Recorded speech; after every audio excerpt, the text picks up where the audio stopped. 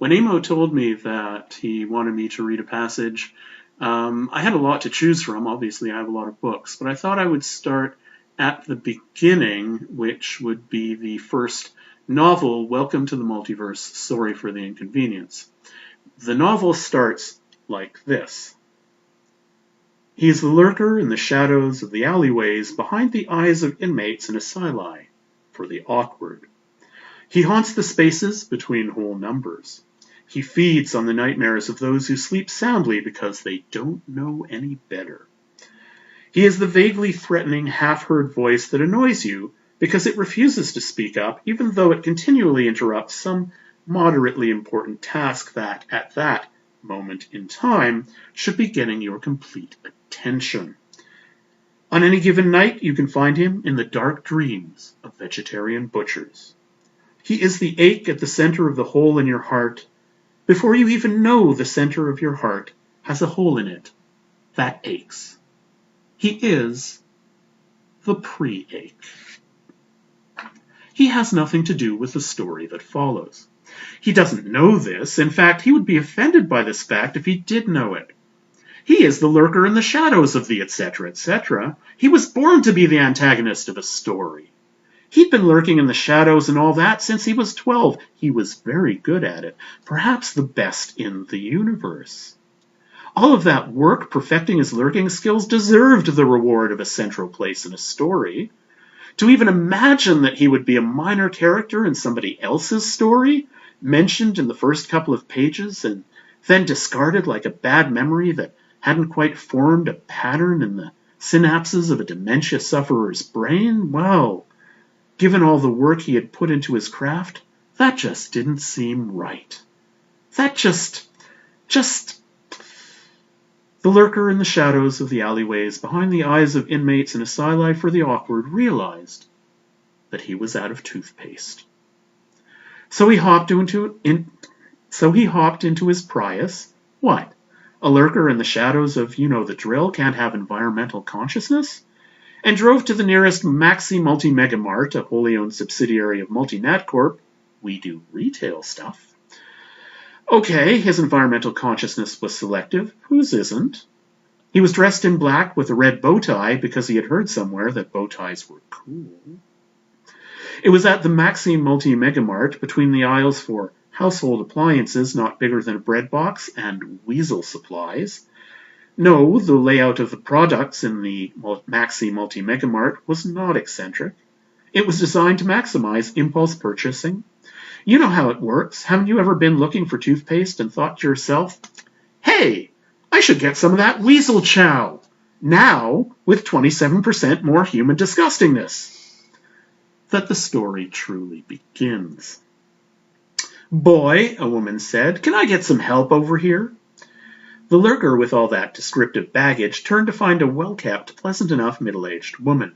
He could imagine her scrubbing a pot, really putting some muscle into it, dreading finding out what mischief the beaver would be getting into at some time that day.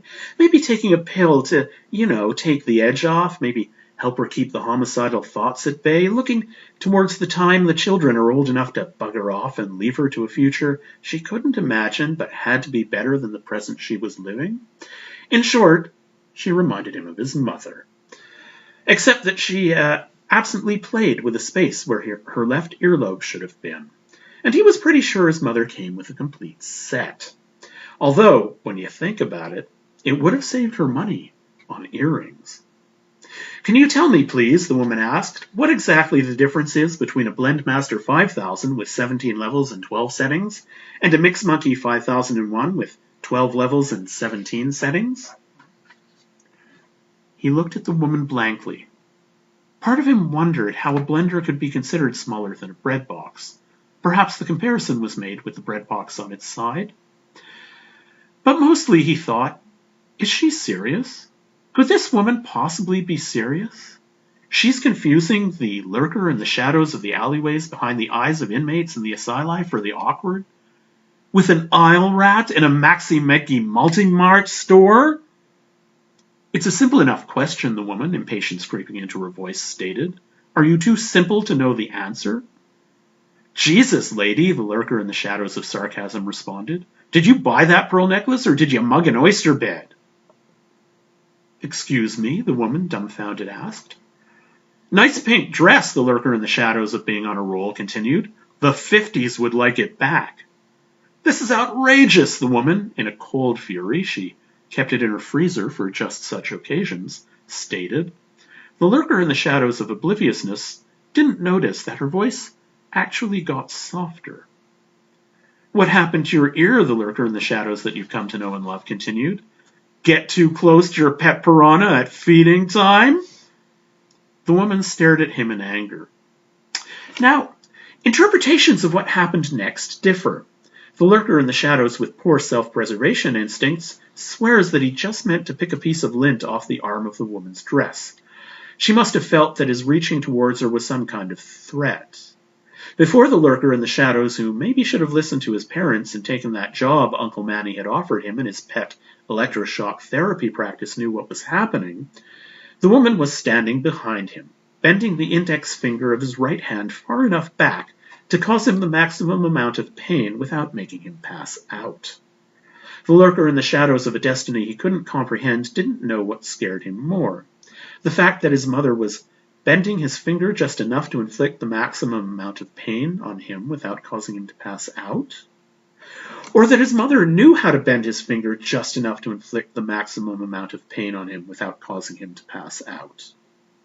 Through his pain, the lurker in the shadows of suddenly realizing what a small fish he was in the universe's big pond, heard the woman whisper into his ear, Did you know that there are 237 ways to kill a man? With chopsticks?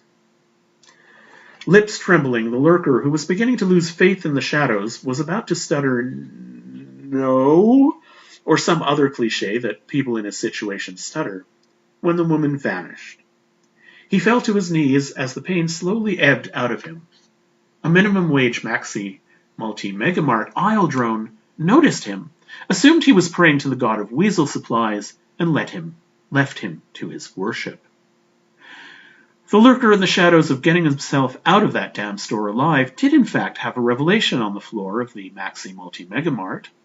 He realized that he wasn't cut out to be the antagonist in a major narrative.